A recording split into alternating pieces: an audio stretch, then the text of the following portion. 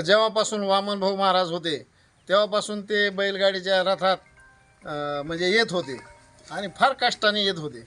आता पण रथ तिथूनच येतो, परंतु रस्ताच नाही. तर यावर्षी दिंडी येताना घाटातून रथ आलाच नाही. पर्यायाने मग डोक्यावरच बाबांच्या पादुका डोक्यावर आणावं लागल्या आणि रथ दुसरीकडून आणावं लागला.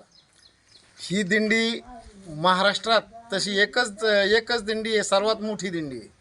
या दिंडीत जवळजवळ 70 ते 75 हजार माणसं सामील होतात आणि एवढ्या मोठ्या माणसाची एकच दिंडी आहे.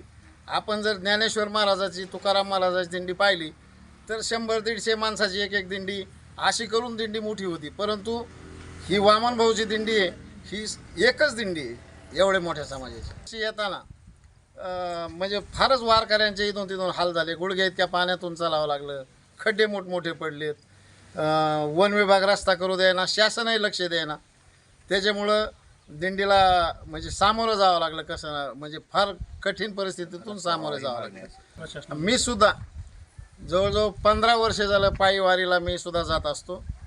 तर वाटाने इथून तिथून जर पाहिलं तर रस्ते थोडे बरे आहेत, परंतु आमच्या घाटातून फारच दुरावस्था झाली रस्त्याची.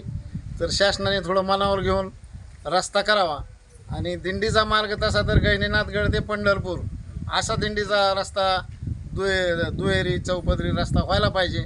आपण ज्ञानेश्वराची दिंडी पाहतो, तुकाराम महाराजाची दिंडी पाहतो, एकनाथ महाराजाची पैठण पंढरपूर पाहतो, सगळ्या काही दिंड्या झाल्यात. त्याच्या तसाच रस्ता हा पण व्हावा अशी सगळ्या वारकऱ्यांची व माझी पण इच्छा आहे.